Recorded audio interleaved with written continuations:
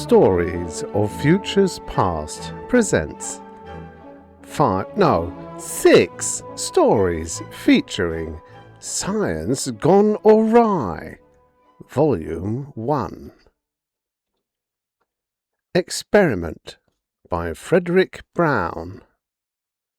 The Oddly Elusive Brunette by John Victor Peterson. Don't Shoot by Robert Zacks. Whiskaboom by Alan Arkin. Vanishing Point by C. Beck. Wait for Wait by Jack McKenty. Experiment by Fredric Brown. Originally published in Galaxy Science Fiction, February 1954. Narrated by Tom Trussel. The first time machine, gentlemen, Professor Johnson proudly informed his two colleagues. True, it is a small-scale experimental model. It will operate only on objects weighing less than 3 pounds, 5 ounces, and for distances into the past and future of 12 minutes or less. But it works. The small-scale model looked like a small scale, a postage scale, except for 2 dials in the part under the platform. Professor Johnson held up a small metal cube. Our experimental object, he said, is a brass cube weighing 1 pound, 2.3 ounces. First, I shall send it 5 minutes into the future. He leaned forward and set one of the dials on the time machine. Look at your watches, he said. They looked at their watches. Professor Johnson placed the cube gently on the machine's platform. It vanished. 5 minutes later, to the second, it reappeared. Professor Johnson picked it up. Now 5 minutes into the past. He set the other dial. Holding the cube in his hand, he looked at his watch. It is 6 minutes before 3 o'clock. I shall now activate the mechanism by placing the cube on the platform at exactly 3 o'clock. Therefore, the cube should, at 5 minutes before 3, vanish from my hand and appear on the platform 5 minutes before I place it there. How can you place it there, then? Asked one of his colleagues. It will, as my hand approaches, vanish from the platform and appear in my hand to be placed there. 3 o'clock. Notice, please. The cube vanished from his hand. It appeared on the platform of the time machine. See, 5 minutes before I shall place it there, it is there. His other colleague frowned at the cube. But, he said, what if now that it has already appeared 5 minutes before you place it there, you should change your mind about doing so and not place it there at 3 o'clock? Wouldn't there be a paradox of some sort involved? An interesting idea, Professor Johnson said. I had not thought of it, and it will be interesting to try. Very well, I shall not. There was no paradox at all. The cube remained. But the entire rest of the universe, professors and all, vanished. The end. Subscribe for more at storiesoffuturespast.substack.com. And now for the next story. The Oddly Elusive Brunette by John Victor Peterson. Originally published in Infinity, November 1958. Narrated by Tom Trussel. Certainly a faithful representation of a male simian cast in brass would, granted reasoning powers, have felt unusual trepidation if exposed to the Wisconsin weather that fateful winter morning. I myself was inordinately glad that I lived in the project's bachelor officers' quarters, only a short block from the Eunuch Wag's installation, and that my first experience with Wisconsin winter 3 years before had prompted the purchase of the thermoparka I was then wearing. Eunuch Wag's is, I realize, a formidable array of letters. Though quickly recognizable, of course, from constant stereo news repetition, It is usually not immediately decipherable, except by the UN which spawned it, and the eggheads who maintain it. I help maintain it. I also maintain that I'm not an egghead. Literally, that is. I do have a bushy, albeit greying head of hair, and a reasonably handsome, Mum always said, face beneath. Otherwise the brunette might have... But first I must translate Eunachmea Wags. It's important. When the United Nations finally established worldwide atomic control 3 years ago, in 1965, it created the Atomic Control Monitor Establishment at its New York headquarters with an alternate installation here near Racine. Piecing together most of the capitals, the alternate setup comes out Eunachmea. The WAGs, of course, is easy. W for Wisconsin, AGS for Alternating Gradient Synchrotron.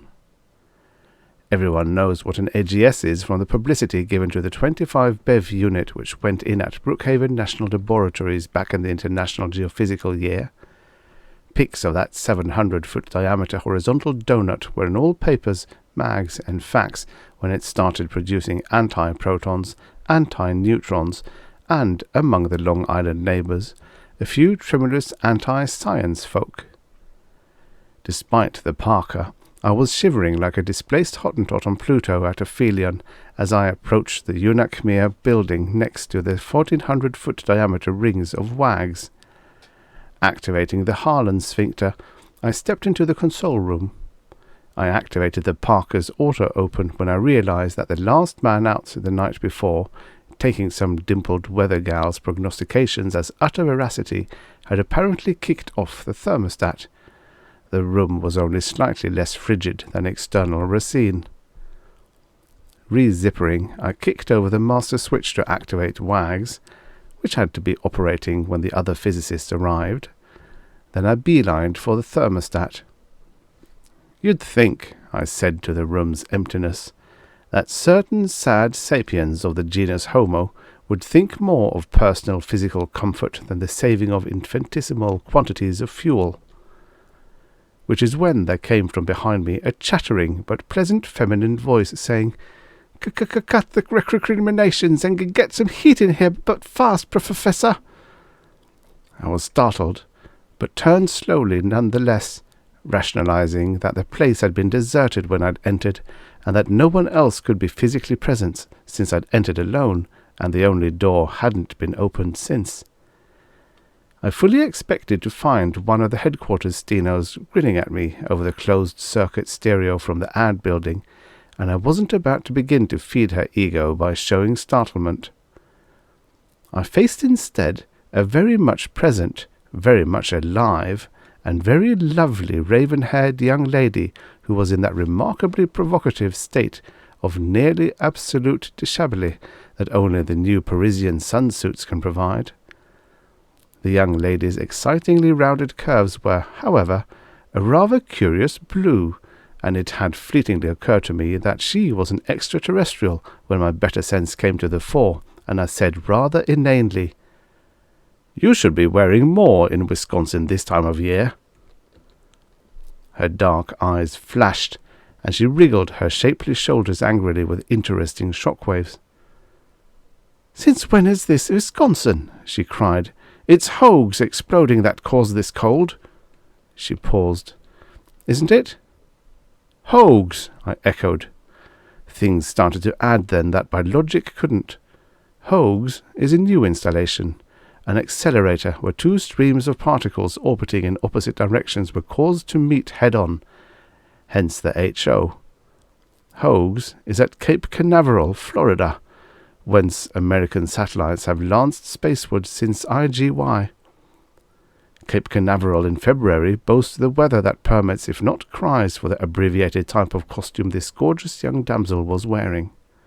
While I was thinking, I was also listening, and she was spluttering that her father was General Schoner of the Atomic Energy Commission, and that he would have me suitably punished if I had kidnapped her. "Now wait a sec," I said, throwing her my parka after a natural period of bug-eyed hesitation. "I wouldn't be about to kidnap anyone, least of all a flighty teenager. "I'm 21, she said, her eyes flashing with indignation, and proceeded to enfold the parka around everything save the tip of a cold pink nose and her long curved legs. The elusive tip of her nose wasn't worth trying to follow as she buried her raven-haired head in the fur collar. There was more of the curvaceous lower extremities in view which merited and claimed my attention, devoted attention. "Well?" she said. "Yes, thank you," I answered, glad the heat, the furnace's thermal radiation, that is, was coming up. "I mean, what'll we do?"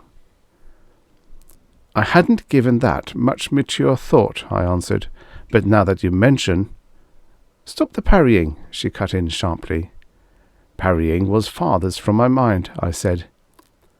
She spluttered, then asked, "Are you telling the truth?"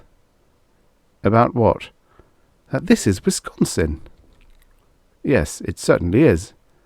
"Well, what day is it, and time?" "Wednesday, February 14th, 1968, and precisely 8:25 a.m. She was silent for a moment, letting the parka fall away from her lovely face. Then she said, "But it was only a few moments ago, considering the difference in time zones, that I was at Cape Canaveral. They were activating Hogues today, and I was there with Dad. How could I possibly be in Wisconsin now?" "That," I said, "is the question. With a capital Q. How could you possibly?" I stopped in shock. Those dark eyes had been looking directly at me, and the image of them was planted on my retinal patterns like a commercial symbol lingering on a stereotube. But she, eyes and all, and I do mean all, was gone. Just like that. Blinko. Not over and out. Just out. I know I acted irrationally then. I scurried around the quickly warming room, searching behind the proton beam accelerator, the control and monitor consoles, the relay racks and equipment cabinets, feeling that she just had to be somewhere. The door opened. I whirled around expectantly. It wasn't she. It was George Herman, my assistant. George regarded me searchingly, his lean face lugubrious. "What gives, Bob?" he asked. "You look as if you lost the world." "Maybe I have," I said, leaping to the visiphone. George watched me button Miami Exchange and said, "You realize what Jack Hagen thinks about long-distance calls?" I ignored him. I realized all right. Hagen's project boss, and has laid the law down plenty on the question of what he considers unnecessary calls. But how can a scientist operate if he can't call up others in his specialty when he gets the glimmerings of a new idea? Miami answered, and I asked for General Schoner at Patrick Air Force Base. Priority. I've top secret clearance, and I put my marked ID card on the pickup too. Abruptly, a brush-moustached frozen military face regarded me. "So you're Robert Mitchell of Unukmere, Wags," the face growled. "Well, make it short." "It's about your daughter, General," I said. The face became human. "But what can you know about Elaine? You're in Wisconsin, aren't you?" And, at my nod, "Well, she vanished from here when we activated Hogues. Don't tell me." "Yes, she was here," I said, "just a few minutes ago. Said that Hogues exploded." His twitching brows drew down. "It didn't explode. There was a defect in the ring, and particles of antimatter we haven't yet named escaped. That was just before we missed Elaine. Now, Mitchell, are you sure she was there? Can you describe her?" I felt that my descriptive detail was rather good, coming as it did from a confirmed bachelor whose attention had theretofore been devoted to scientific tomes and atom smashers. He nodded perplexedly as I finished. "Well, how do you account for it?" "General," I said slowly, "I'm a research physicist, and I certainly won't admit for a moment that it might have been an induced psionic manifestation. There's an answer in relativity, I'm sure, a logical answer. Right now, I'm far as space. I thought I knew anti-nucleonics, but Hogues has apparently spawned something research physicists haven't anticipated. Well, where is Elaine now? Where did she go? I don't know, I answered dumbly. But she didn't go, General. She was here, and then wasn't. But let me try to find her, General. God knows I'll do my best. He surveyed my face carefully. I'm sure you will, he said. Call me when you find her. I nodded wordlessly and rang off. Despite George Herman's admonitions raid long-distance calls, I immediately visiphoned every AGS installation in the States. The last call did it. I raised Al Benson in Phoenix, Arizona. He'd seen Elaine briefly. He'd been first in the control room at the Phoenix synchrotron and had just activated SAME when, bingo, she was there. He had in fact been just about to call me. She'd been wearing the parka which had stayed when she left. He found my name stenciled on the parka's left breast. Said she'd said the nicest man had lent it to her, which was nice to hear. We've just got to find her, I said earnestly. He looked at me quizzically. Bob, my boy, is the old perennial bachelor's veneer cracking? I thought that one over. I guess it is, I admitted. Now, Al, any suggestions? I'm essentially a computer man, he said. Give me some data and I might come up with something. I knew what Hogues had been intended to do. Guide streams of particles in a chain-like pattern through the influence of magnetic fields of alternate direction, so that head-on collisions of particles would result. Theoretically, this should yield energies as enormous as the satellites reported present in cosmic radiation in space. But what side effects might result from Hogues' activation was difficult for even computers to conclude. There were other data, times of vanishment, durations of presence here and at Phoenix. The fact that the Parker had gone with Elaine from here to Phoenix, but had remained at Phoenix upon her vanishment there. She's drawn to an AGS unit upon its activation, Benson said. That was already obvious to me, but I didn't say so. Al Benson keeps his computer pretty high up on a throne. He went on. Your Parker came here with Elaine because it had picked up some manner of static charge from her. For some reason it was discharged, degaussed maybe, while she was here, and so it stayed when she, didn't. I had looked at the wall clock as he was talking. Look, Al, I cried. Cut for now. Hanford AGS should have been activated a few minutes ago.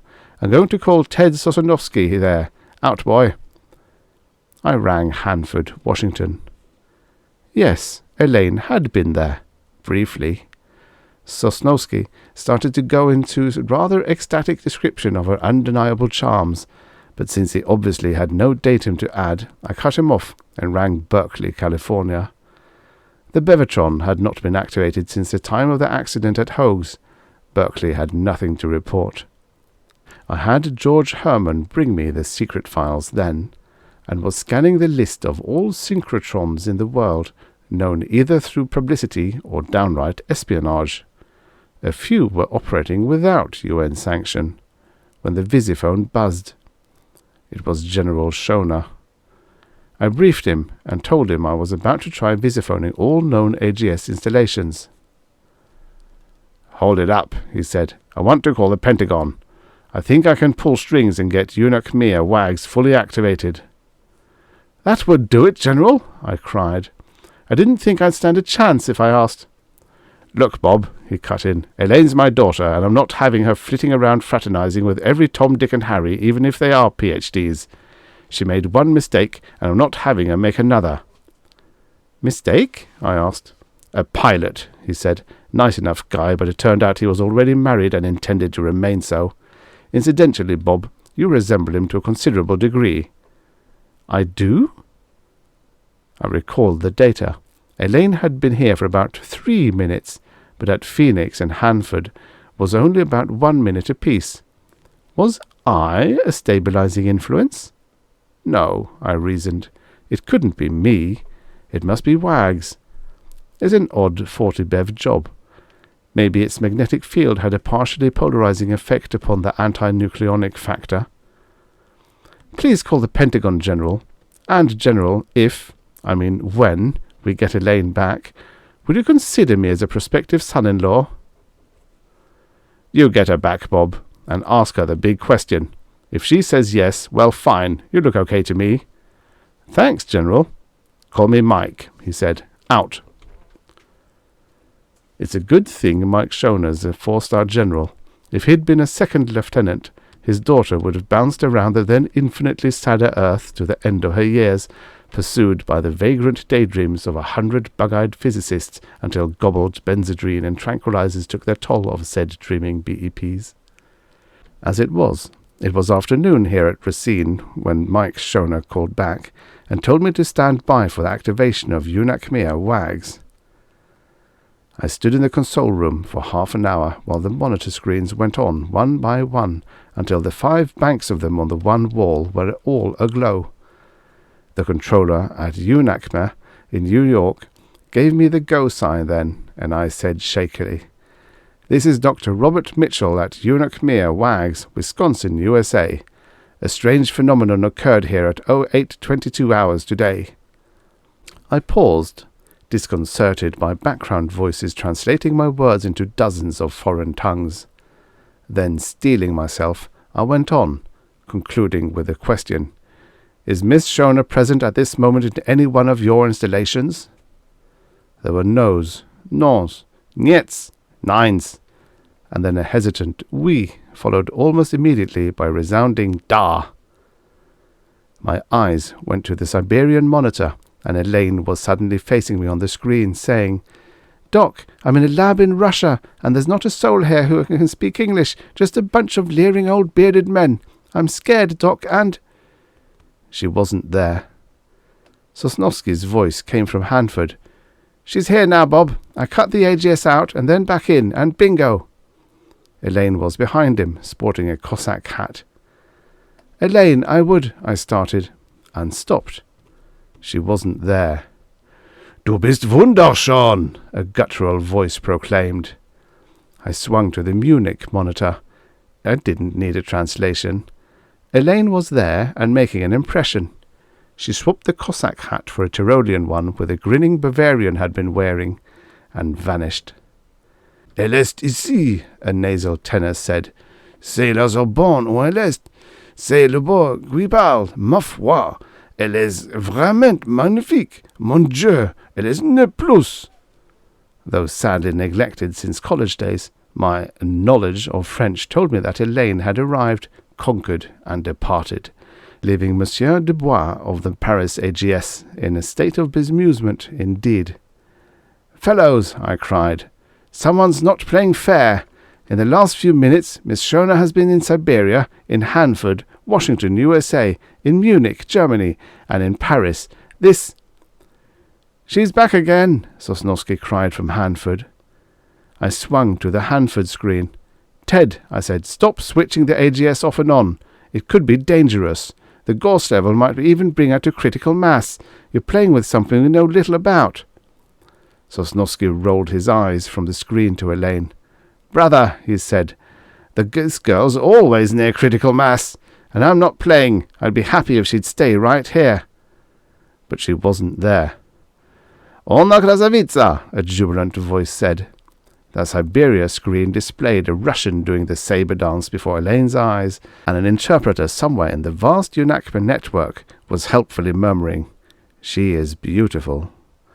At which point Monsieur Dubois said throatily to an abruptly materialized vision, "Tu es belle, reste ici, ma chère," and then swore with Gallic fluency as thin air alone vibrated to his impassioned words. While Al Benson at Phoenix began a John Alden speech in my behalf. I was silent, studying Elaine's lovely face as Al spoke to her. She was apparently enjoying every second of her fantastic flitting, yet I could see perplexity deep in her dark eyes. I thought I could see a bewilderment, a lostness. "Al," I said, "I've got to talk to her." Was it wishful thinking, Or did I see a warmth leap into her face as she turned to see my image? "Trust in me, Elaine," I said. "I'll bring you home." "Home?" she asked. "Yes, home." "Home to me," I said, naked longing in my voice, and for all the world to hear. "I love you, darling." "Moi aussi," Monsieur Dubois mewed in French. "Ich auch," came from Munich, plus "Bitte, komme doch bald zurück," which I gathered was asking her to come back, but quickly. "I mean it," I cried through Babel. My voice was lost in a storm of pleas, protestations, propositions, presentations, and plain PhD philanderings, during which Elaine's loveliness appeared briefly on the monitor screens for Paris, Leeds, Brussels, Hanford, Stockholm, Paris, Hanford, Phoenix, Munich, Hanford, Atomsk, Tokyo, Hanford, Madrid, Paris, Hanford, Paris, Hanford, Paris, Hanford. "Sosnowski," I cried, "and you too, Monsieur Dubois, stop! Arrêtez! Do not do it any more! Ne faites-le plus!" The situation continued to ping-pong. Hanford to Paris, to Hanford to Paris. Sosnowski said, while Monsieur Dubois was ardently proposing to Elaine at the Sorbonne, "I sincerely wish to marry the girl, Bob." "So do I, Ted," I answered him. "May the better man—" "The best man," he snapped back. "Don't forget Dubois." I cut my microphone and said quickly to Herman, "George, get the chaplain and get the mayor to bring over whatever personnel and forms it takes to get a marriage license. And move!" And a Russian roared from the Siberia monitor something that sounded like "Mogu, which, promptly interpreted by a linguist on the network, resulted in, "May I marry your daughter?" I didn't burn. I blazed. My daughter, indeed. So my hair is greying. Prematurely, that is. I'm only 29. I was in control of Yunak Mir at that moment. Full control. I was vested with UN power, and that's power these days, despite the snide remarks you hear from certain quarters. "Look," I said to the whole wide world, "you will all, repeat, all, immediately deactivate every AGS unit. This is a direct order of the UN." I was hopeful, but Monsieur Dubois said it was an accident. Sosnowski said he couldn't figure out how it happened that the Hanford AGS reactivated itself. And a new and properly British voice said, "This is Gibraltar. I say, Miss Shona is here. It was, I assure you, quite accidental. One of your flyboys is here to pick up a cargo of potables for your North African bases and mistook the AGS button for an intercom and—" "This is Sosnowski. I'm sorry, but—" And an interpreter cut in. "Commissar Vladislav indicates that he will allow Miss Shona to return if monitoring of the Soviet AGS installations will be permanently discontinued." "Gibraltar here. I'm rather afraid your pilot is somewhat out of hand." "Mein Liebling, kannst du nicht länger hier bleiben?" "Ma chère, reste avec moi, je te donne un monde." "Elaine," I cried, "wherever you are, answer me." At last, at long last, her voice said, "Yes, Bob." "Will you marry me?" I asked prayerfully, and Munich got into the act with, "Willst du nicht mich heiraten?" "Yes," she said so softly I barely heard. I swung a frantic glance over my shoulder. His Honour the Mayor of Racine and subalterns were behind me. "Elaine!" I yelled. "Whoops!" she said then. "I'm back at Hanford." "Sosnowski," I said sharply, "you heard my order. You will not activate the AGS again." "I haven't been touching it for the last 10 minutes, Sosnowski said. "There's something wrong with the activator. It's turning itself off and on at random." "Then get a technician and damp the pile." "I'll do what I can," he said. "Anyway, Elaine's gone." Siberia was back in the act. Then Gibraltar. Then Munich. "Elaine," I cried. "You're coming home now."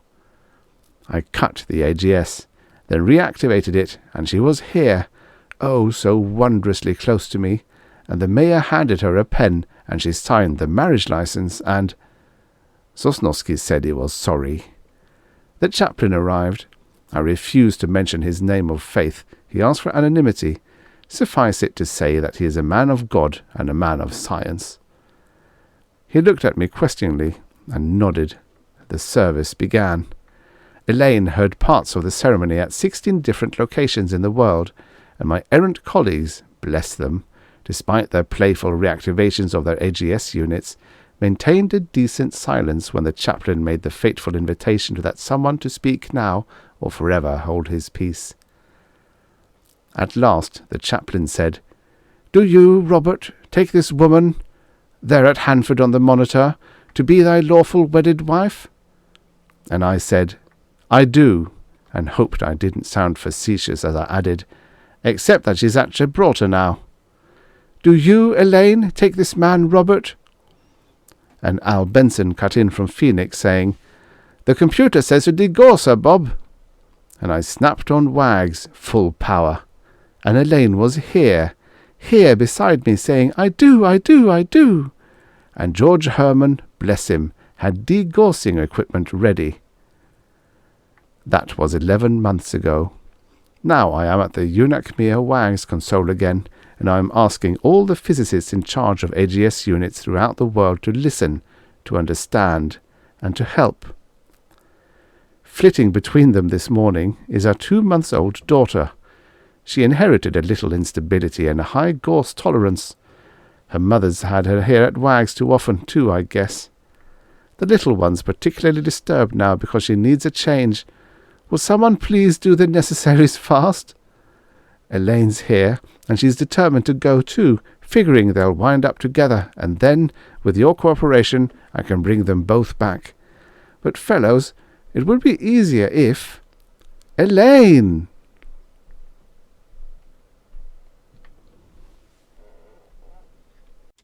The end.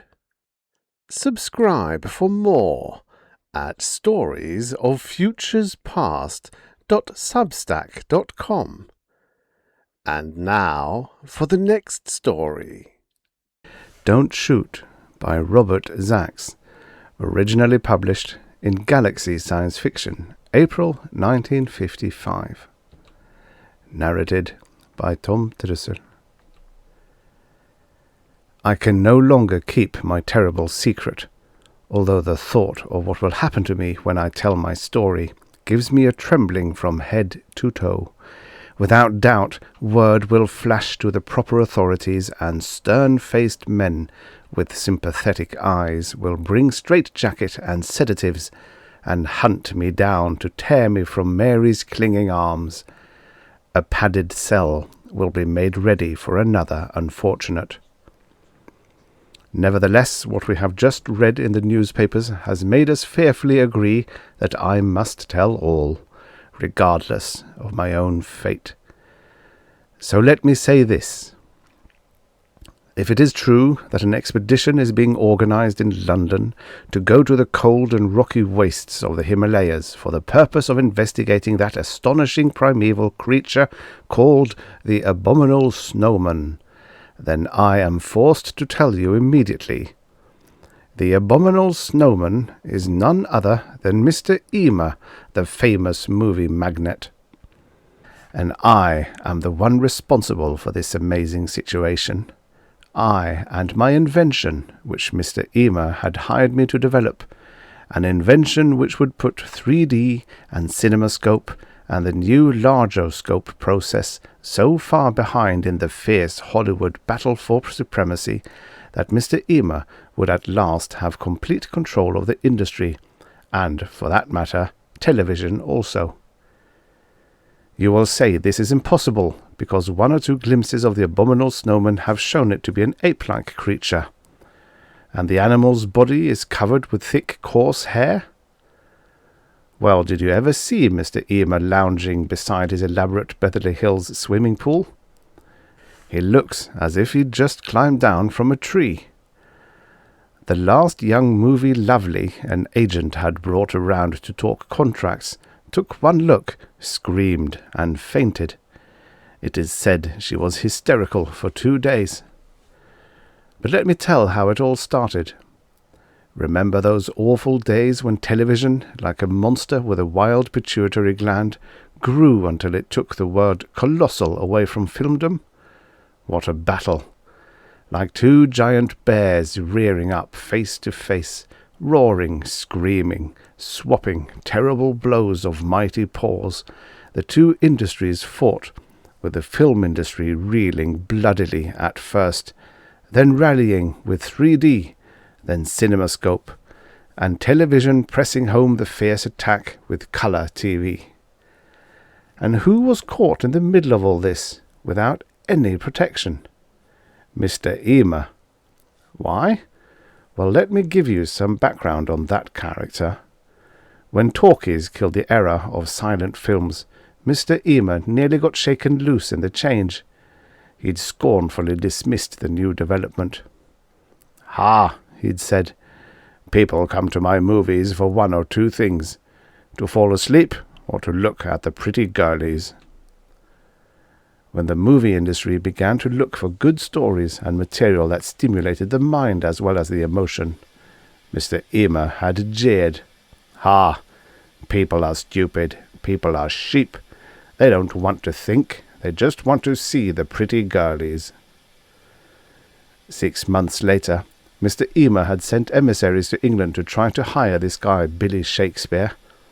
"Offer him anything," ordered Mr. Emer grimly. "Tell him we'll fill the water cooler in his office with gin. He can pick any secretary he likes from among our starlets, and... He swallowed, then recklessly added, "We'll even give him screen credit." Of course the men he'd sent out searching knew Billy Shakespeare had kicked off, though they weren't sure whether it was last year or 10 years ago. But it was a fine trip on the expense account, and after a few weeks of riotous searching in London's gayer areas, they wired that Shakespeare had caught a bad cold, the penicillin had run out, and he'd not lasted the night. But Mr. Emer pulled out of his situation. He bought up just the right to use the titles of great classic novels, ignored the contents, and had entirely different stories written. "Not enough girlies in their versions," he explained, frowning. "Them hack writers don't have stuff with real interest to it." By the time the customers were in the packed movie houses, they were so stunned with the spectacle of unclad femininity that they'd completely forgotten what they'd come to see. Half of them had never read the classics anyway. So the dough rolled in, and Mr. Emer's estate was photographed in colour and published in Beautiful Homes magazines, and high school newspapers sent nervous young reporters to ask advice for graduates yearning to get into the movie business. How, they asked humbly, could they carve a place for themselves? Mr. Emer beamed and said, "Girlies. Use plenty of girlies. It gets them every time." The printed interview, as approved and edited by high school faculty advisers, did not contain this advice. But the girlies weren't enough to save Mr. Emer when television hit the movies on its glass jaw. He didn't believe what was happening until it was too late. When his studio started hitting the skids, he hastily withdrew funds and liquidated assets and rented a number of safe deposit boxes. Then he sat back and let his creditors scream a symphony of threats. It was at that time that Mr. Emer heard that I, a young physicist interested in optics, had stumbled across an oddity which might revolutionize the movie industry. He had heard of this through Mary, whom I love with all my heart, and who will sometimes embarrass me by proudly telling people how intelligent I am. As Mr. Emer's secretary, she let him know all about me, just as he let me know all I have just told you about him. Mary is not a reticent person. She is too loving of a fellow man to withhold even the slightest information, and perhaps I should have kept my astonishing discovery to myself. In any case, the phone rang in my very small laboratory one day, and Mary's excited voice said, "Joe, darling, it's me. I told him about your invention. Come down right away."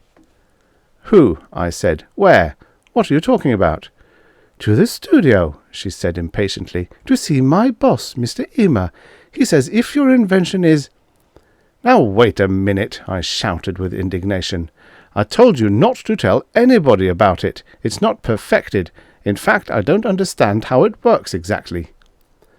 "Stop being so modest," she said firmly. "I know you. You're a genius, and genius is never, never satisfied. I read all about it. You want us to get married, don't you?" "Yes," I said, sudden longing surging through my heart. "Can we afford to?" "No, so come on down. Anyway, I already told him. Don't make me into a liar," begged Mary. "If he likes your invention, maybe he'll buy it." The things we do for the women we love. I went there in fear and was trembling with good reason. Not knowing quite how my invention operated, it could be stolen from me because it might not be patentable. It was more discovery than invention. Oh, I can tell you, I went to see Mr. Emer in a cold sweat of fear that I might be losing my hold on the strange and accidental phenomena across which I had stumbled. I got quite a greeting. When I walked into his elaborate outer offices, the workers were sitting hushed in fear before their desks.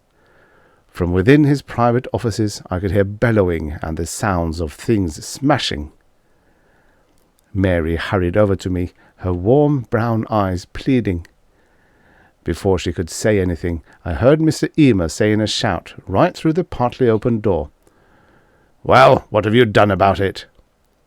A trembling voice said, "Sir, I've cut staff 50%. "Stupid!" roared Mr. Emer's voice. "Who's talking about that? Did you ask Peterson of World Studios if he licensed us to use his new larger scope system?" "Yes." A moment of terrified silence. "He said your outfit could use his larger scope on only one occasion, when they film your funeral." There was a gasp. Then the door opened, and a perspiring, harried, bald-headed man lurched out. With glazed eyes, he made a beeline for the outer door. "Let's go in," said Mary eagerly. "He'll be so glad to see you." I looked at her incredulously, but she took my arm and dragged me inside.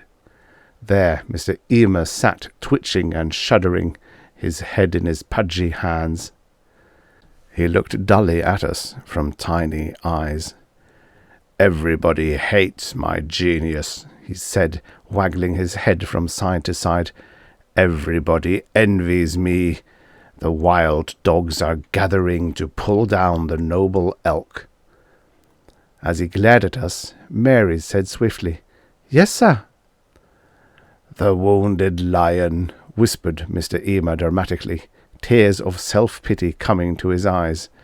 "Surrounded by jackals and laughing hyenas. I am dying of my wounds." He uttered a wail. "Everybody's got a new filming system but me." He drew a deep breath. "Who the hell are you?" he demanded. "He's—" began Mary. "Wait a minute," he said. He grabbed a phone from the 6 on his desk. "Hey, publicity. Hey, Mike, I want rumors spread about larger scope. Top doctors say it'll ruin the eyes, make you stone blind." He paused, his face purpling. "Okay, if you can't do it, then get another job. You're fired." He slammed the phone down. "No cooperation from anybody," he said heavily, "surrounded by incompetence." He glared at me. "Who the hell are you?" I began. At this moment the door opened, and in came a man with a sheaf of papers and a film of sweat on his forehead. "I hate to interrupt, Mr. Emer," he said doggedly, "but I got your note on the Lolita Vaughan contract we'd brew up. I knew there must be some mistake, so—" "Mistake? What kind of mistake?" snapped Mr. Emer. "I want you to tear the contract up. I said we aren't going to sign after all. I got a bigger name for the picture than her." The man winced. "Well," he said, I was just wondering. I mean, after all, we talked her into turning down that fat part in the new Broadway show that opened last night. It's a smash hit, I read today." "Tough!" shouted Mr. Emer. "My heart bleeds. Did I know when I made that promise that I could get a big star at such a cheap price? I acted hastily. I made a mistake, so I corrected that mistake." He looked stern. Would it be fair to the stockholders if I took Lolita under these conditions?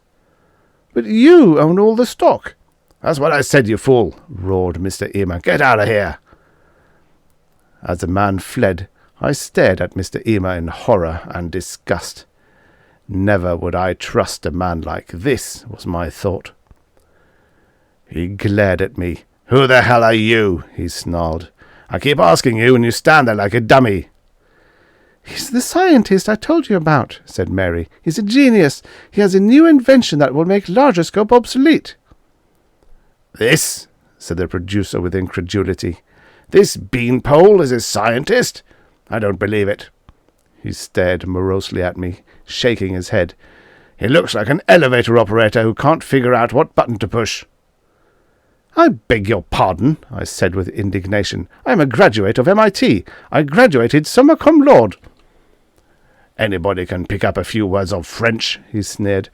If you're such a genius, how much money have you got, huh? As I looked at him numbly, my jaw hanging open, he tapped his chest with a sausage-like forefinger. Now I am a genius, see? I'm the guy who hires you. Now that we got that straight, what's this nonsense about you being smart enough to figure out a new invention that will make larger scope obsolete? The weary cynicism in his gross face enraged me. If I ever had an immediate yearning to crush a man, to make him say uncle, to have him beg and yearn, it was at that moment and toward this insufferable moron. Within half an hour, we had driven back to my small laboratory. He peered suspiciously at the involved maze of wiring and electronic equipment. I pointed to the small unroofed cabinet on my long work table. It was 2 feet deep, and the 4 walls, which were 3 feet long, were studded with small tubes I'd rather not describe, since I've developed them myself, and they produce a new kind of ray. That's my camera, I said. It looks more like a diathermy machine or a sweatbox for reducing, he said sceptically. How's it operate? I set a few dials and went to find Susie, my white cat. Here, pussy, pussy, I said tenderly. The man's gone nuts, said Mr. Ema in disgust. Take it easy, I snapped. That's how I made my strange discovery. I was doing a test on the effect of a new kind of radiation on fabrics, and Susie, my cat, walked over the equipment. First, she stepped on a dial, turning it accidentally to full power, then she wandered into the box. So what? Watch and see, I said. I got Susie, and she complacently allowed herself to be put into the box. I placed Mary at the dials with instructions and took Mr. Ema to the next room and pointed to a huge circle chalked on the floor. The movie magnate waited impatiently. Mary, I shouted. Okay, turn dial number 1 to full force. We heard a click.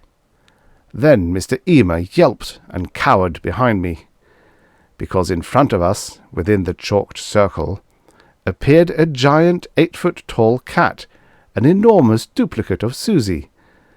Susie was licking a paw with a tongue that was nearly 2 feet long. Don't be afraid, I said proudly. It's just an image. Look. I stepped forward and ran my hand through the air where the giant figure of Susie ignored me. My hand disappeared into the image, and I felt the usual puzzling tingle, as if I was getting a shock. And Susie, from the next room, uttered a faint meow and stopped licking her paw, as if she, too, felt something. But there's no screen, Ema said, and it looks real. It's got 3 dimensions like an actual body. He cautiously approached, his hands shaking with excitement. He tiptoed around behind the cat image. He choked. It's like a real living cat all around. You haven't seen anything yet, I said happily. Watch this. Mary, I yelled again. Turn dial number 2 very slowly. As we stared, the image of the 3-dimensional Susie shrank from 8 feet all the way down to a 3-dimensional miniature cat the size of a thimble. Mr. Ema looked as if he might faint. Goodbye, larger scope, I said grimly. This will make all 3D and large screen systems obsolete. It will revolutionize television too. People will sit home and see actual figures, three-dimensional figures of real people. There will be no screens at all. The effect of depth and solidity, as you see, are perfect. Suddenly Susie in the next room gave a yelping meow, and Mary gasped. We jumped, then ran inside. Mary was wringing her hand. There was a little smoke in the room. "My hand hit a wire," said Mary, embarrassed. "I guess I caused a short circuit or something. I'm sorry. All this smoke." She put her hands to her eyes, rubbing. "Susie all right?" I said. "I guess so," she said. "She moved so fast I could hardly see." "My dear fellow," Mr. Emer was most cordial. He put his arm around my shoulders. He was beaming at me. He was offering me a fat cigar. "What a wonderful invention! You are indeed a genius, and I offer you my humblest apologies." "I accept them," I said, pushing him away with distaste. "You may leave now, Mr. Emer." "Leave? Not until we've signed a contract, my friend. I want that invention." "Mr. Emer, that invention isn't perfected yet. I don't even know how it works. The principles are beyond me. It is something new in the world of physics and optics, and—" "That's all right," he cried. "I'll give you 6 months, a year, more, but I want it." "No, I'm afraid I don't trust you," I said.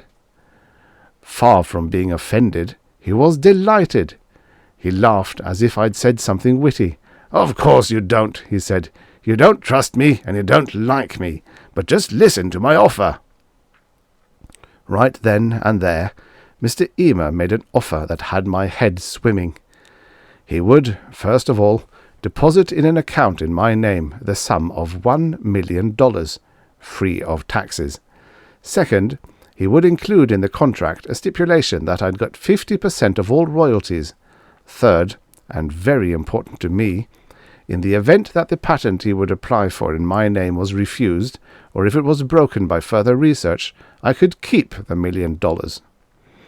"And last," said Mr. Emer, his nostrils flaring as he closed in for the kill, "I'll make your girlfriend, Mary, a big movie star."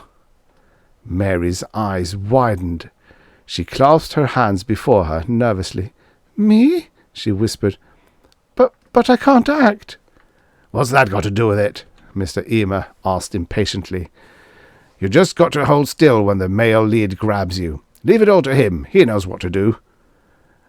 "No," I cried, appalled. "I don't want anybody else kissing Mary." "Neither do I," said Mary, blushing. "You're absolutely right," Mr. Emer uttered a deep sigh. "Such deep love. Such clean emotion. It cuts my heart out, honestly. Okay, we'll give the script a scrubbing. Nobody'll put a finger on her." "I don't think I'm interested," said Mary regretfully. Mr. Emer was staggered. He recovered immediately and said hastily, "Smart girl! What intelligence! It's no life for you." "But Mary," I said, kind of liking the idea of my Mary on the screen, of being sole owner of her sweetness with millions of people knowing nobody could kiss this girl but myself. "It's such a rare opportunity. Every girl wants to be a movie star. Do it." "Sure," cried Mr. Emer. "Don't be a dope. How many girls get a chance like this?" Mary whispered, her eyes shining. "Well, all right, dear, if you insist." "You have a deal, Mr. Emer," I said quickly. Mary typed the contract on my portable as dictated by Mr. Emer. "Put in a clause," I said cautiously, remembering his ethics, "that the contract is effective only when the $1 million is deposited in my account." Mr. Emer frowned. "Put in a clause for me too," he said. "He can't draw on the $1 million without a signed receipt from me saying he's delivered all his blueprints and technical notebooks on the invention, and a full-size camera model big enough to hold people." "I agree," I said. "I'll have it built and delivered immediately." I shook Mr. Emer's clammy hand, and he departed with Mary to get the $1 million out of his secret safe deposit boxes. I stared dreamily after them, mentally spending that money on all the wonderful things I'd always wanted. A scintillometer, a centrifuge. Maybe I could even build my own private cyclotron. And I could visualize Mary cooking dinner in a little white cottage with a picket fence. Within the week, I had delivered the full-size camera to Mr. Emer's studio. As he left me, whimpering with joy and carefully locking the iron doors of the room he'd set aside for my equipment, I stared at the signed receipt in my hand. $1 million. I was rich. At this moment, Mary appeared at the studio gate and ran toward me, her face deathly pale. "What's the matter?" I cried. "Remember how we couldn't find Susie all week?" she gasped. "Well, I just found her." Mary held out her fist, opened her fingers, and I recoiled in astonishment. In her palm was Susie, my cat. But a Susie that was 1 inch long, the smallest, tiniest cat I'd ever seen. She was alive and seemed healthy as she licked her white fur and uttered a meow I barely could hear. My throat was so dry I could hardly get the words out. Good Lord, the invention! Something went wrong. It not only sends the image in 3 dimensions without a screen to receive it, it also transmits the actual body itself through space. I've created a matter transmitter. But why is Susie so small?" wailed Mary. "Apparently it transmits whatever size the image is set at. Remember we had reduced the image of Susie, and at that time you short-circuited the wires? That short circuit is what did it. If Susie's image had been large at that moment, we would have had an 8-foot-tall cat on our hands." I paused appalled, my eyes clinging to the incredible 1-inch cat now peering over the edge of Mary's hand at the ground below. It shrank back fearfully. "My God!" I whispered. I turned and, with Mary close behind me, made a beeline for Mr. Emer. We finally found him and got him alone. Mary opened her palm and, without a word, showed him Susie. Mr. Emer's eyes bulged and his jowls turned ashen. Susie scratched her ear with a miniature rear left foot, and I idly wondered just how small Susie's fleas were. "I warned you," I said grimly, "that I didn't know how this thing worked or the principles behind it. This is what's liable to happen whenever there is a short circuit in the camera box. I don't know why it happens, but it's too dangerous to use. If you want to call off our deal—" No, said Mr. Emer rapidly. A cunning look came over his face. "I'm sure you can work the bugs out of it, can't you? I'm sure you're anxious to do more research on it." "Indeed I am," I said warmly. "You are a man with a true scientific spirit." "Go right to work," he said urgently, his fascinated eyes never leaving Susie. "Work night and day, day and night. I'll never leave your side. We must learn how this gadget works." And that's what we did. Making Susie comfortable in a matchbox, we set to work in the dead of night when no inquisitive eyes might see our strange experiments. Mary made us pots of steaming coffee, and Mr. Emer paced helpfully back and forth, uttering unclear mumbles as I toiled the long, wearying hours. It did not take long for me to gain an empirical understanding of what I had, by which I mean that, like electricity in its early days, the mysterious force could be utilized, made to perform, without complete understanding of its basic nature. The night came when I had full control of the machine. We stood staring at it in awe. We had made Susie her normal size again. We had enlarged the image of an old shoe, recklessly aimed the projector out toward the country, and flicked the short-circuit switch that sent it out in space as solid matter. After 3 breathless days, we read the puzzled report in the newspapers. A shoe 8 feet long and 3 feet high had been found in the backyard of a summer cottage. It was a 3-day wonder, until somebody advanced the theory that was obviously a prop of some kind of musical comedy movie. I looked at my machine with a sense of having created one of the greatest wonders of science. My voice was trembling with pride as I said to Mary and Mr. Emer, "The things that can be done with this invention, the incredible things." "Yes," said Mr. Emer, gloating, "and it's mine, all mine." "You'll be the biggest man in the movie industry," I said solemnly. "You've made a good investment." Mr. Emer gave me a strange smile. "You are a great inventor, my boy, but you have a small imagination. Biggest man in Hollywood, did you say? The only man in Hollywood, you mean? Why, do you realize what I can do with this machine? I can own Hollywood, television, Broadway, and I'll make a list of people I don't like that I'll get even with. Why, I can be master of the entertainment world." The blinding realization of what I had done flared in my numbed brain. I had given a tremendous scientific weapon to a ruthless moron, and there was nothing I could do, because he had my blueprints locked in his safe. I stepped forward and with full force hit Mr. Emer on the jaw. As he sagged, I grabbed him and shoved him into the transmitter. "Look out!" cried Mary. "He's getting up!" "No," he said in a strangled voice as he struggled to his knees. "No, I'll fix you." I turned the dials full power, hit the directional switch with my open palm, and closed my eyes. Mr. Emer's voice cut off abruptly.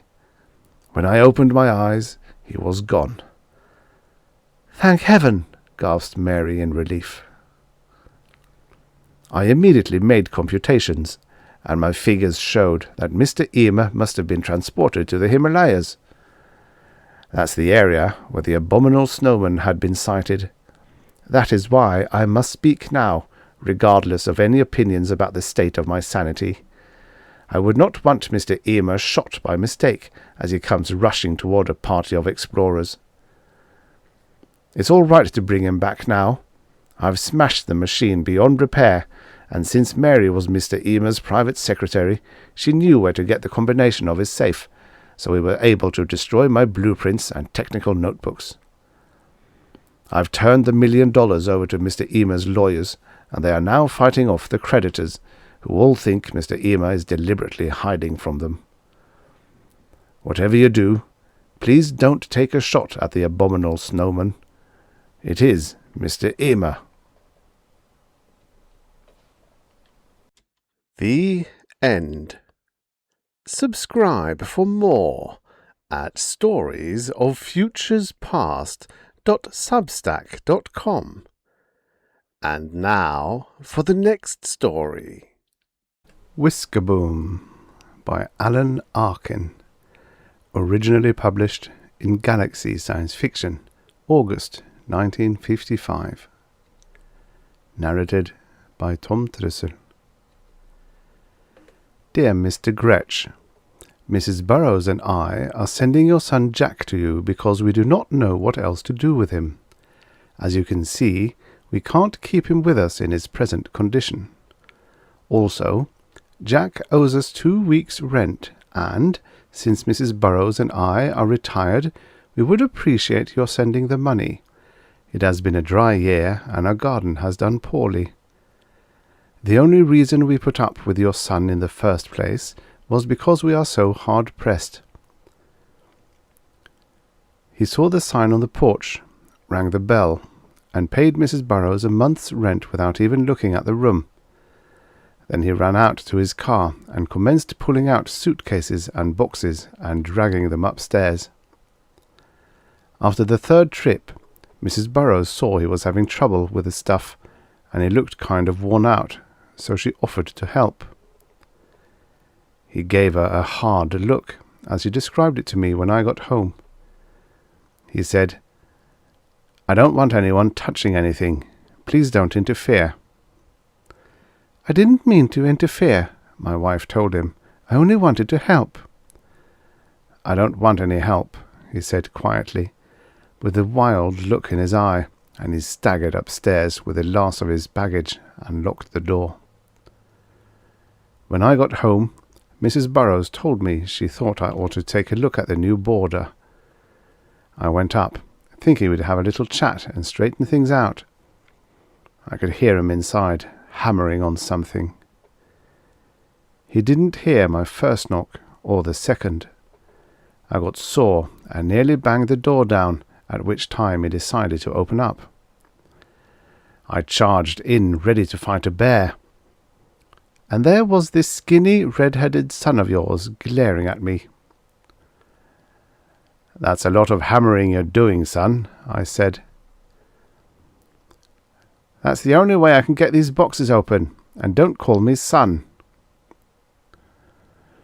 "I don't like to disturb you, Mr. Gretsch, but Mrs. Burrows is a little upset over the way you acted today.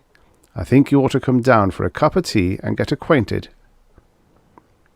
"I know I was rude," he said, looking a little ashamed, "but I've waited for years for a chance to get to work on my own, with no interference.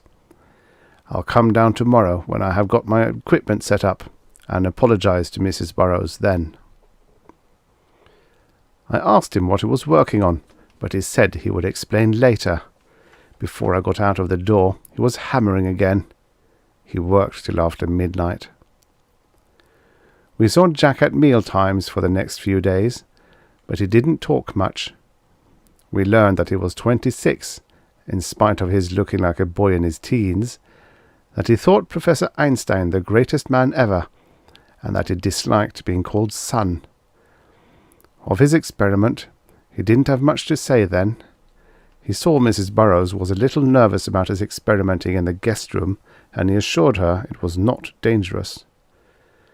Before the week was out, we started hearing the noises. The first one was like a wire brush going around a barrel. It went whisk, whisk. Then he rigged up something that went skaboom every few seconds, like a loud heartbeat. Once in a while, we got in a sound like a creaky well pump, but mostly it was skaboom and whisk, which eventually settled down to a steady rhythm, whiskaboom, whiskaboom. It was kind of pleasant. Neither of us saw him for 2 days. The noises kept going on. Mrs. Burrows was alarmed because he did not answer her knock at meal times, and one morning she charged upstairs and hollered at him through the door. "You stop your nonsense this minute and come down to breakfast." "I'm not hungry," he called back. "You open this door," she ordered. And by George, he did.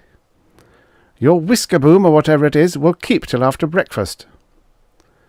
He sat at the table, but he was a tired boy. He had a cold. His eyelids kept batting, and I don't believe he could have lifted his coffee cup. He tried to look awake, and then over he went, with his face in the oatmeal. Mrs. Burrows ran for the ammonia, but he was out cold, so we wiped the oatmeal off his face and carried him upstairs. My wife rubbed Jack's wrist with garlic and put wet towels on his face, and presently he came to. He looked wildly about the room at his machinery. It was all there, and strange-looking stuff too. "Please go away," he begged. "I got work to do." Mrs. Burrows helped him blow his nose. "There'll be no work for you, sonny, not until you're well. We'll take care of you." He didn't seem to mind being called Sonny. He was sick for a week, and we tended him like one of our own. We got to know him pretty well, and we also got to know you. Now, Mr. Gretsch, whatever you are doing in your laboratory is your own business. You could be making atomic disintegrators for all Jack told us, but he does not like or approve of it, and he told us about your running battle with him to keep him working on your project instead of his own. Jack tried to explain his ideas for harnessing time and what he called the reintegration principle. It was all so much whiskaboom to us, so to speak, but we claimed it was for the good of mankind, which was fine with us. Jack tried to explain his ideas for harnessing time and what he called the reintegration principle. It was all so much whiskaboom to us, so to speak, but he claimed it was for the good of mankind, which was fine with us. But he said you would not let him work it out because there was less money in it than in your project, and this is why he had to get away and work and worry himself into a collapse. When he got well, Mrs. Burrows told him, "From now on, you're going to have 3 meals a day and 8 hours sleep, and in between you can play on your Whiskaboom all you please." The Whiskabooming became as familiar to us as our own voices. Last Sunday, Mrs. Burrows and I came home from church about noon. She went inside through the front door to fix dinner. I walked around the house to look at the garden, and the moment I walked past the front of the house, I got the shock of my life. The house disappeared. I was too surprised to stop walking, and a step later I was standing at the back of the house, and it was all there. I took a step back, and the whole house vanished again. One more step, and I was at the front. It looked like a real house in front and in back, but there wasn't any in between. It was like one of those false front saloons on a movie lot, but thinner.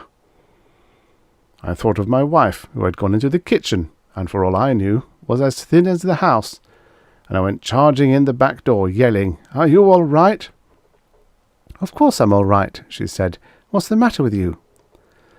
I grabbed her, and she was all there, thank heavens. She giggled and called me an old fool, but I dragged her outside and showed her what had happened to our house. She saw it too, so I knew I didn't have sunstroke, but she couldn't understand it any better than I. Right about then, I detected a prominent absence of Whiskabooming. "Jack!" I hollered, and we hurried back into the house and upstairs. Well, Mr. Gretsch, it was so pitiful I can't describe it. He was there, but I never saw a more miserable human being. He was not only thin, but also flat, like a cartoon of a man who had been steamrollered. He was lying on the bed, holding onto the covers, with no more substance to him than a thin piece of paper. Less. Mrs. Burrows took one of his shoulders between her thumb and forefinger, and I took the other, and we held him up. There was a breeze coming through the window, and Jack, well, he waved in the breeze. We closed the window and laid him down again, and he tried to explain what had happened. "Professor Einstein wouldn't have liked this," he moaned. "Something went wrong," he cried, shuddering. He went on gasping and mumbling, and we gathered that he had hooked up a circuit the wrong way. "I didn't harness the fourth. I chopped off the third dimension. Einstein wouldn't have approved." He was relieved to learn that the damage had been confined to himself and the house, so far as we knew.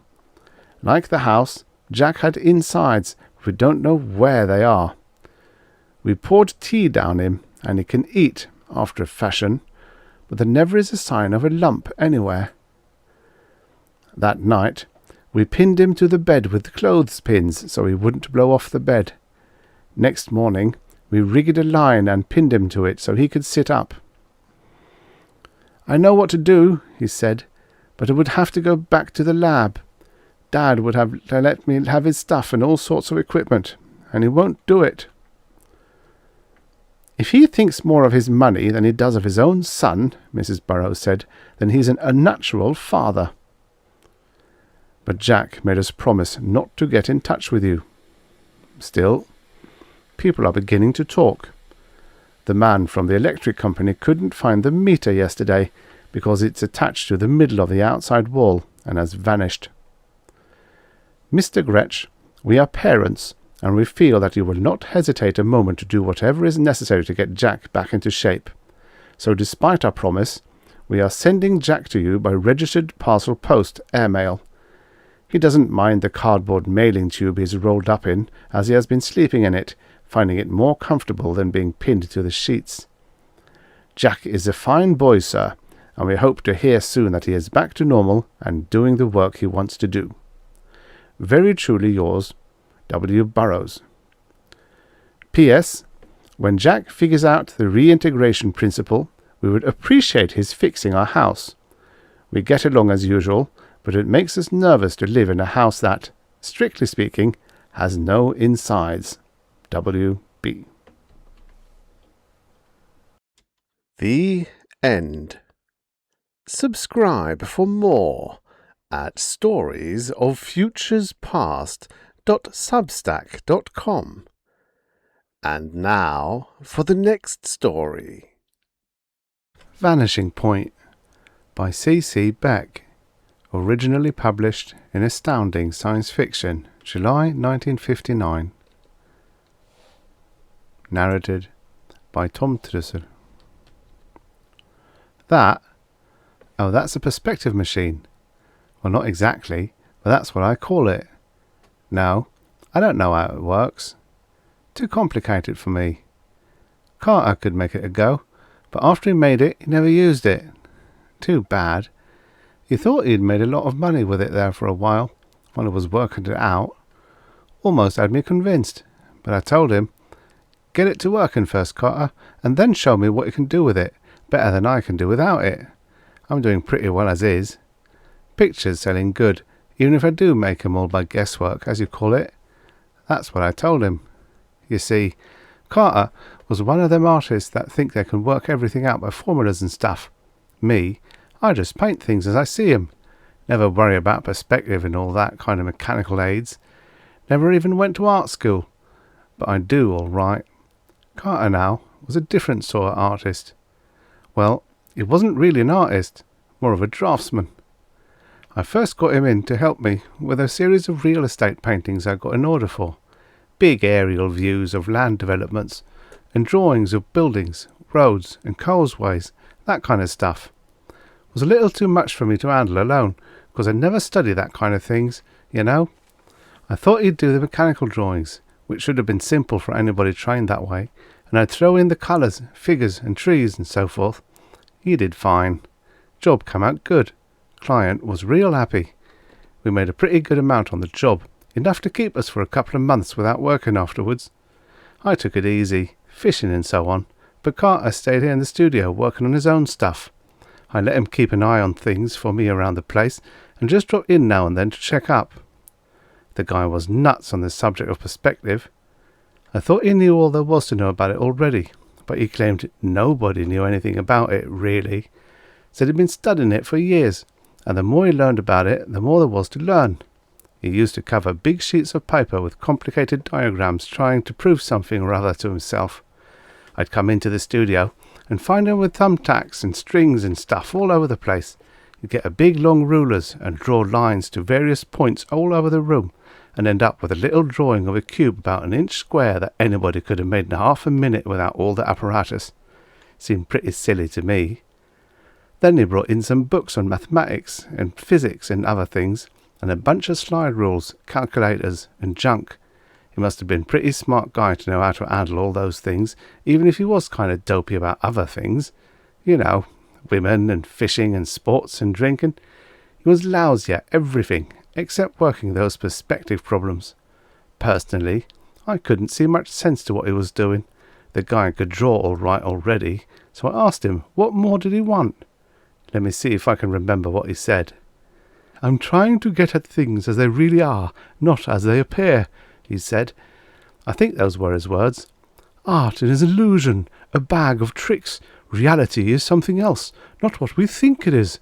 Drawings are two-dimensional projections of a world that is not merely three, but four-dimensional, if not more," he said. Yeah, kind of a crackpot, Carter was. Just on that one subject, though. Nice enough guy otherwise. Here, look at some of the drawings he made, working out his formulas. Nice designs, huh? Might make good wallpaper or fabric patterns. Real abstract. That's what people seem to like.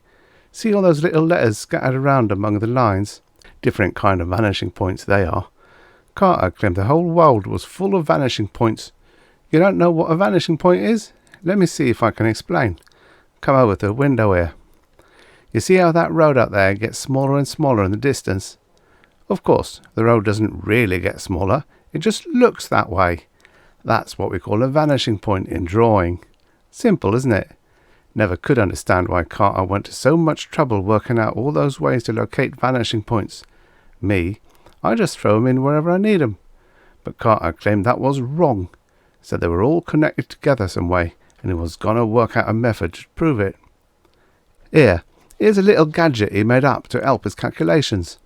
Bunch of discs all pivoted together at the centre. He's supposed to turn them round so the arrows point to different figures and things. Here's a square root sign. I remember Carter telling me that. This one is the tangent function, whatever that means. Log there is short for logarithm. Oh, he had a bunch of that scientific stuff in his head all the time. Don't know whether he understood it all himself. He built this thing just before he put together the perspective machine there. Silly looking gadget, eh?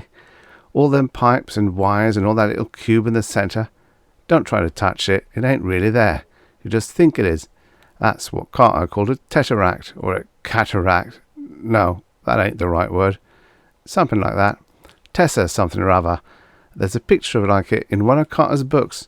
Hurts your eyes to look at it, don't it?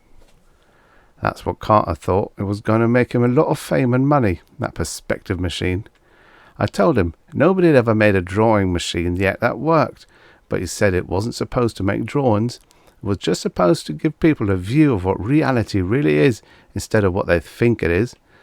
I don't know whether he expected to charge money to look through it, or whether he was going to look through it himself and make some new kind of drawings and sell them. Now, I can't tell you how it works. I said before, I don't know. Carter only used it once himself. I came in here the day he finished it, just as he was ready to turn it on. He was just putting the finishing touches on it. In a few minutes, he told me, I'll have the answer to a question that may never have been answered before. What is reality? Is the world a thing by itself, and all we know illusion? Why do things grow smaller the farther away from us they appear? Why can't we see more than one side of anything at a time? What happens to the far side of an object? Does it cease to exist just because we can't see it? Are objects not present, non-existent? Because artists draw things vanishing to points, does that mean that they really vanish? A whack, that's what he was. Nice guy, but sort of screwy. He kept saying more goofy things while he was finishing up the machine, about how he'd figured out all that we knew about vision and drawing and so on must be wrong, and that once he got a look at the real world, he'd prove it. How about cameras? I asked him. Take a picture with a camera, and it looks just about the same as a drawing, don't it? That's because cameras are built to take pictures like we used to seeing them, he said. Flat, two-dimensional slices of reality without depth or motion. Even 3D moving pictures? I asked. They're closer to reality, he admitted, but they're still only cross-sections of it. The shutter of a movie camera is closed as much of the time as it is open. What happens in between the times it's open? You know, he went on, people used to think matter and motion were continuous, but scientists have proved that they are discontinuous. Now some of them think time may be too. Maybe everything is just imaginary and appears to our senses in whatever way we want it to appear. We are so well trained that we see everything just as we are taught to see it by generations of artists, writers, and other symbol makers. If we could see things as they really are, what might happen? We'd probably all go nuts, I told him. He just smiled. Well, here goes, he said. It's finished. Now to find out who is right. The scientists and philosophers who say reality is forever unreachable, or the artists who say there isn't any reality, that we make the whole thing up to suit ourselves. He moved one of those pointers you see there, and squinted around at the different scales and dials, and then stepped back. That little Tessie thing appeared, real small at first, just a point. You could hardly see it. I couldn't see anything else happening, and thought he was going to do something else to the machine. I turned to look at Carter, and saw his face was white as a sheet. Good God, he says, just like that. Good God. That's all. Well, I says to him, who was right, the scientists or the artists? The artists, he sort of screeches. The artists were right all the time. There is no reality. It's all a fabric of illusion we've created ourselves, and now I've ripped a hole in that." He gives a straggled hoot and goes hightailing out of here like something was after him, jumps in his car and roars off down the road and disappears. Now, I don't mean he really disappeared. Are you nuts? Just roared on down the road till he got so small I couldn't see him no more. You know, the way things do when they go farther and farther away. Happens every day. That's what us artists mean by perspective. The machine? Well, I don't know what to do with it. If Carter ever comes back, he might not like my getting rid of it. I was thinking maybe I'd put it in the hobby show at the county fair next week, though. You notice how that funny-looking cube inside there gets bigger every time you look at it? There, it just doubled its size again, see? People at the fair ought to get a big kick out of that. No telling how big it'll get with all those people looking at it. But come on, let's go fishing. We better hurry, or it'll be too late. The end. Subscribe for more at storiesoffuturespast.substack.com. And now for the next story. Wait for Wait by Jack McKenty. Originally published in Galaxy Science Fiction, October 1952. Narrated by Tom Trussel. When Dr. Allport Brinton's alarm clock sounded, it brought madness. It was very clever. It not only rang chimes of amazing penetrating power, it turned on all the lights in the room, closed the window, and started his bath water running. But this morning it was not appreciated. In fact, as Dr. Brinton got out of bed, he silently called down evil on the technician who had built it for him. The off switch was on the wall farthest away from his bed, and was controlled by a hair-trigger combination dial that couldn't be operated by anyone not fully awake. Dr. Brinton fumbled for a while, then gave up and started looking for his bedroom slippers. They had apparently crawled away during the night. He padded into his bathroom barefoot. He was about to see what a hot bath would do for what he had already diagnosed as a histamine headache, when the alarm clock, having decided that anyone who could sleep through 10 minutes of chiming was unwakeable, stopped chiming, turned off the lights, opened the window, and let all the water out. Dr. Brinton was walking back toward the light switch when he tripped on his bedroom slippers and fell back into bed. No further invitation was necessary. He slept till noon. Dr. Brinton unmistakably had a hangover. Considering the party he had attended the night before, it was not surprising. Actually, it was remarkable that he had been able to get out of bed at all. During the 14 years that the Rocket Research Station had been in operation, the parties that were held every time another test flight resulted in failure had grown from a few drinks in somebody's room to a mammoth bust-up that left the whole place partially paralyzed for days afterward. First as chief chemist, and later as director of the station, Dr. Brinton had attended every one of the scores of parties during every one of the 14 years. It spoke well for his endurance to say that he was back at his office at 1 o'clock. Some people didn't make it until the next day. His secretary, who didn't drink, was one of the very few who were at work on time.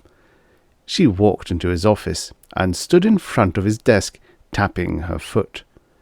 Her facial expression showed that she thought people who got drunk at parties were amoral, degenerate, and entirely unfit for administrative positions. Dr. Brinton, who had been mentally comparing the relative merits of prussic acid and hanging as pain relievers, sat up straight to prove that he was moral, alert, and ready for any problem that might come up. His secretary sniffed to indicate that she didn't believe him. Dr. Brinton dropped his eyes to admit that maybe he wasn't at his best at the moment, but it was only a temporary condition, and by tomorrow he would be okay. "In 2 minutes you'll wish you were dead," said his secretary. "Read this." She handed him a letter. He read it, and his knuckles cracked as he gripped the arms of his chair. "Senator McNeil coming to visit here!" he cried in alarm. Though his voice was squeaky, he was surprised to hear it at all. "Get me a line to Washington. Our top priority. Audrey at the Naval Department." The call was put through. "Commander Audrey, this is Brinton at the station. Joe McNeil is coming to visit us. Can you head him off?" "Yes, I know, but he's on one of his economy drives. We just did a test yesterday, and if he inspects this place now, we won't get enough money to build a pinball machine. Delay him a week, anyway. Well, try. I'll arrange a tour for him as best as I can, but if he doesn't come, I'll be much happier. Let me know as soon as possible." "Fine. Goodbye." He scribbled a memo and carried it out to his secretary. "Copy of this to all department heads right away. Phone the commissary and have them get all the decorations taken down in the dining room. Tell them to lay in some steaks for tomorrow. Phone Harry Sparding in public relations. Alert him VVIP tomorrow. Extra special tour including all our movies on the subject. I'm going over to the fuels department." Dr. Ferber, head of fuels, met Dr. Brinton at the door of his lab. "I just got your memo," he said. "Is that budget butcher really coming down here?" Dr. Brinton nodded his head gently. "I'm afraid so. I came over to see what kind of show we can put on for him." "We have some samples to run on the indoor motors. There are a couple of loads left for the acceleration sled, and I suppose if we work all night we could get a sergeant major ready, but if he's on an economy drive that might be too elaborate. Just a view of everybody pouring stuff from one test tube to another might be best." "Do the samples and run the sled once," Dr. Brinton said. "That should provide enough fire and noise. The rest of it will have to be fast talk. I think I'll go home to bed." Dr. Brinton considered himself a methodical man. He had bacon and eggs every morning for breakfast. He always took a vitamin pill with his afternoon coffee, and he was used to exactly 8 hours sleep. It was this last habit that caused him to wake up that night at midnight. He had gone to bed at 4 that afternoon, and habit is a hard thing to break. At first he thought it was morning, but a glance at his watch hanging on its illuminated pedestal corrected that. He grunted, rolled over, and waited for sleep to overtake him again. Nothing happened. He turned and stared at the ceiling for a while. Still nothing. He had not felt so wide awake for a long time. Then he was struck by one of the flashes of inspiration that had made him famous. He would raid the refrigerator. Downstairs, he found that his son Eric had anticipated him by 2 minutes and was busy setting the table with cheese, pickles, ice cream, peanut butter, and everything else necessary to keep a 16-year-old boy operating at peak efficiency. A pile of books on the table indicated that he had just finished his homework. Dr. Brinton was pleased that his son had worked so late, but the choice of food made him shudder. He rummaged in the refrigerator himself, found a cold pork chop that Eric had somehow overlooked, and bore it to the table in triumph. "We were dealt a blow today," he said between mouthfuls. "Oh?" said Eric, on guard in case it was about his schoolwork. "Received word that Senator McNeil is coming here tomorrow. No, today. It's after midnight." "Oh." It was an "oh" of relief. A senator couldn't be nearly as troublesome as a teacher. "Don't say oh like that. He'll probably close the station tight and we'll all be out of work. You don't realize it, but money has been getting harder and harder to cadge for this place. We're practically running only the fuels department now." He got up, threw the bone from his pork chop into a garbage pail, washed his hands at the sink, and sat down again. He continued, "Wait till he finds out about those 4 reactor rockets that are cooling off on the moon, waiting for us to get there. I can hear him scream, $5 million each full of precious equipment, to say nothing of invaluable fissionable material. And then this place gets shut down. Eric had a suggestion. Give him the old routine about how we have to get men to the moon, or the Russians will do it first and use all the equipment we've sent there without even thanking us. Said his father, considering. He shook his head finally. His answer to that is why send good money after bad? Now I just hope he feels better after a steak dinner. Either that, or the wings fall off his plane. He smiled wistfully at the thought. Oh well, he said, let's go to bed. They went their separate ways, but only Eric went to bed. His father entered the library, sat down, got his pipe going, and began to reread How to Win Friends and Influence People. The next day saw Dr. Brinton contemplate suicide, homicide, and voting Republican, though not necessarily in that order. The senator had viewed the most inspiring Onward and Upward movies, and merely asked how much they cost to make. He had eaten a huge steak at the commissary, and then inspected the garbage cans for waste. His visits to various departments had been marred by his lack of interest in anything except the number of men employed by each and their average salaries, though he did comment that they all looked hungover. In the fuels department, he had walked out on the demonstrations, interrupting some actual experiments that were going on outside the test room. Dr. Brinton was now riding in the back of a jeep, explaining to the senator that nuclear rockets were not too efficient, and the shielding necessary to make them safe for men weighed more than their payload. The senator noted down the word, inefficient. A loudspeaker on a pole a little farther down the road interrupted the explanation. 25, 25, 25, it shouted.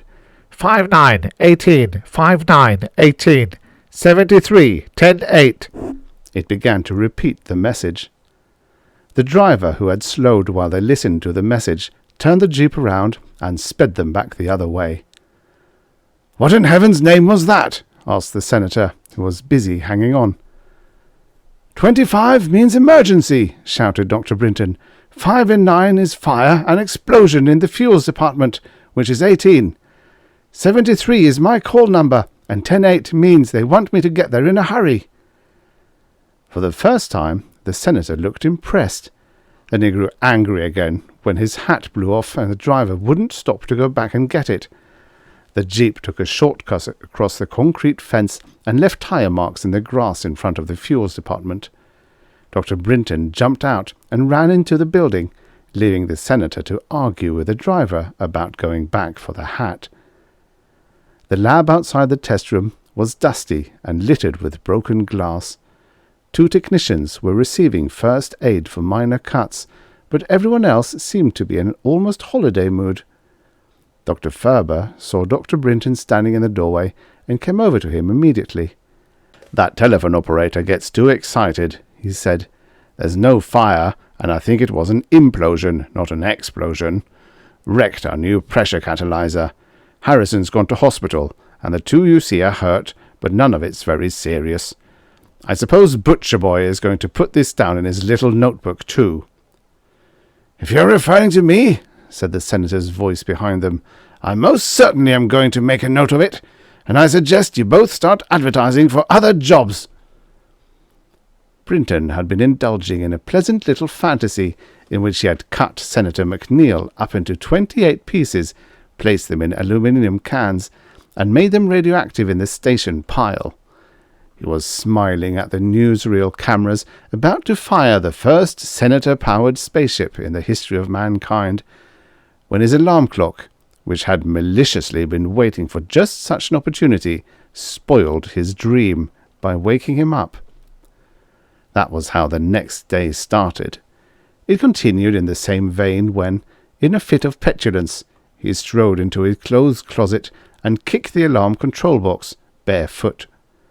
He was working the combination dial for the 3rd or 4th time when he noticed that his feet were getting wet. His kick must have jammed some relays in the control box. The bath water was overflowing. Since the box was sealed to prevent him from fooling with it, he had had to prevent a flood by limping downstairs and pulling the master switch. With no electricity, his breakfast consisted of cold fruit juice, cold cereal, and cold milk. When he got to his office, he ordered a pot of coffee and made out a requisition for a pipe wrench. If it ever happened again, he was going to shut the water off instead. His secretary came in with a coffee and poured him a cup. "I have some letters for you to sign," she said brightly, to cheer him up. Dr. Brinton drank his coffee. "Our new filing system is working very well," she added, pouring him another cup. The doctor's face relaxed a little, but it was because the snowbank in his stomach was beginning to melt. His secretary played her trump. "And somebody from the fuels department phoned and said something was passing the yellow line and might make the blue." She was never sure afterward whether Dr. Brinton had gone around his desk or over it. She had blinked, and by the time her eyes were open again, he was gone. Dr. Brinton found a crowd in the indoor test lab, chuckling over the line being drawn by a differential analyzer. He elbowed his way to the front, looked himself, and began a little dance of impatience. The analyzer was connected with linkages to the test stand where a tiny rocket motor was thrusting out a hot blue pencil of flame. The results from the analyzer were plotted as range capability against time on a piece of graph paper which had 4 curved coloured lines overprinted on it. The curved lines were marked in succession: Earth, Moon, Moon, and Earth. If the first Earth line, coloured red, was passed, the fuel under test could power a rocket to leave Earth, carrying men with it. If the yellow line, the first Moon line, was reached, the rocket could theoretically land men on the Moon. Several rockets, carrying dummy loads, had already tried and failed. Their fuels, though the best available, barely reached the yellow line when under test.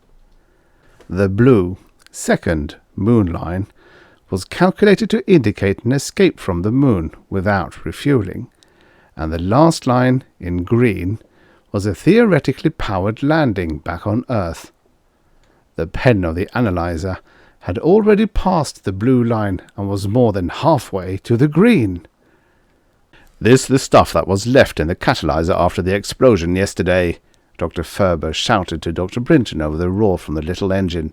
"It looked as if it would burn, so I tested it. Jackpot!" "What is it?" asked Dr. Brinton. "Supposed to be an artificial base for a perfume." The last word seemed louder because a test rocket just then ran out of fuel and grew silent. The tracing of the pen stopped a fraction short of the green line.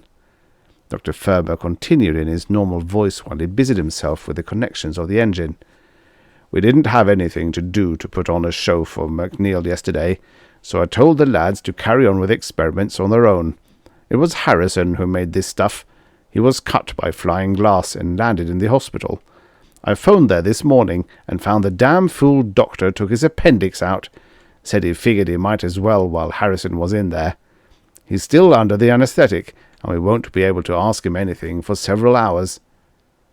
"Doesn't matter," said Dr. Brinton. "We know it works. We have to find out why it works. Got any left? We'll analyze it." The next few hours saw Dr. Brinton rapidly become a bitter and disillusioned man. When a qualitative test informed them that the presence of nitrogen meant they were going to have to use an even longer and more laborious process than the ordinary one, he uttered a few sentences that made a couple of nearby German exchange students wonder if perhaps they hadn't a portion missed in their English language learning.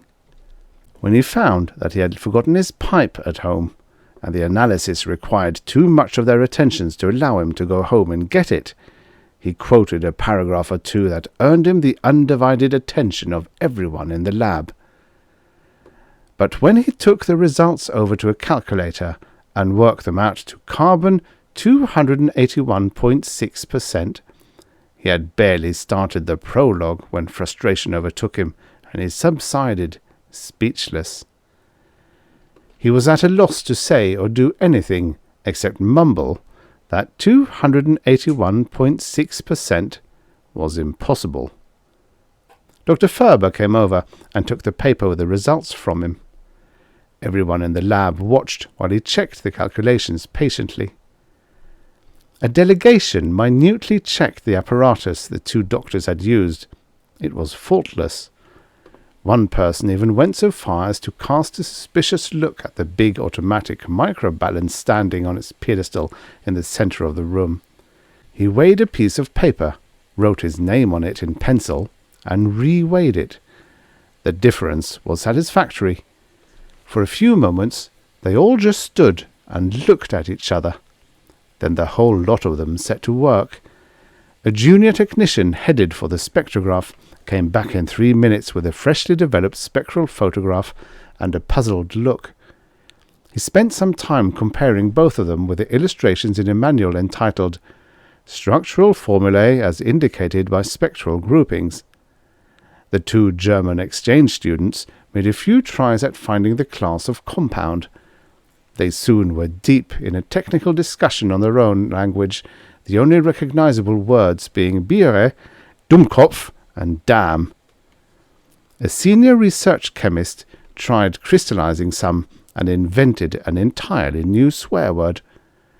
With 4 helpers, Dr. Brinton and Dr. Ferber redid the combustion analysis in slightly less than twice the time it would have taken only one of them.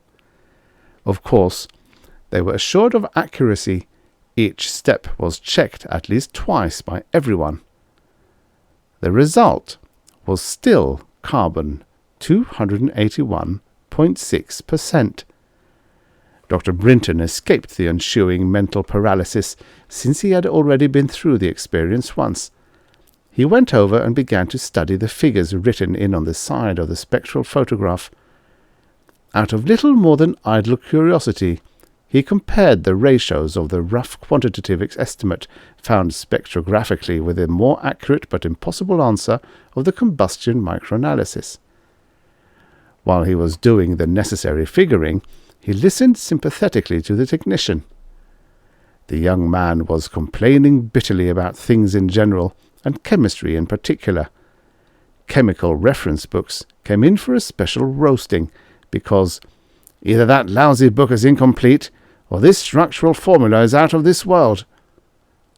That did it. Brinton got out a scratch pad and drew a little diagram. Then he went to talk to Dr. Ferber. Would it be possible that Harrison started with a multi-ringed phenol? He asked.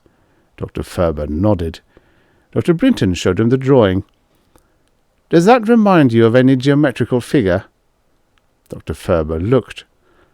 There was a pause. Then his eyes lit up. Of course, he said. Since formulae are usually drawn in one plane, I doubt if anyone ever noticed that before. And when it comes under stress by compression, it's only natural that it should fold. He paused and looked at the calendar. 4 weeks? He asked. That'll do fine, said Dr. Brinton. I'll arrange the details. You look after the fuel. Harrison can give us the details of this one, but there are probably any number of fuels based on this principle. Some will be even more efficient too. He excused himself, went to a phone, and asked for a Washington number. The call was answered. Hello, Senator McNeil, he said. How would you like to be guest of honor at a party? Brinton peered through the ring of reporters over to the head table where Senator McNeil was speaking and speaking and speaking. He's on his home state, Dr. Brinton said, about half an hour ago.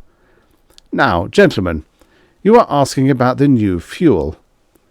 You all received press handouts containing the information. You will probably receive copies of the Senator's speech, and the broadcast from our first men on the moon went out over several networks hours ago. It seemed to me that you have enough for several stories. One of the reporters asked bewilderedly, What is a tesseract? I read the handout twice and I still don't understand. A mathematician would be better qualified to explain, said Dr. Brinton, but I'll try. A tesseract is a fourth-dimensional cube. A line has 1 dimension, a square has 2, a cube has 3, and a tesseract has 4. A cube can be unfolded into 6 squares, and a tesseract unfolds to 8 cubes. The new fuel had a molecular structure resembling an unfolded tesseract. When pressure is applied, it folds up into a tesseract so that it takes up less room and relieves the pressure. The practical application is that we can get 8 pounds of it into 1 pound can. The other 7 pounds of it are riding around in the 4th dimension. As soon as it starts to burn, the structure is destroyed so that it comes back out of the 4th dimension. Several people have assured me that it can't work. They're probably right, except that it does. Oh, I'll be back in a minute. He went over to another group and spoke to one of its members. The man addressed nodded his head and left. Dr. Brinton returned. If there are no more questions, I suggest we do some serious drinking. I am now out of a job and I want to celebrate. Promptly at 7:30, a relay clicked and the alarm clock went into its usual daily routine with the chimes, window, lights, and bath water. Dr. Brinton woke up enough to reach out a lazy arm and flip a newly installed toggle switch beside his bed. Everything returned to normal. The light and the chimes both faded away, the window reopened, and a soft gurgling came from the bathroom. A slight gurgling also came from the bed, where Dr. Brinton, with a happy little smile on his face, had gone peacefully back to sleep, perfectly satisfied that he had worked himself into unemployment by finding the fuel that would power spaceships to, and from, any part of the solar system. The end. To help save more of the forgotten stories of futures past, visit storiesoffuturespast.substack.com/about.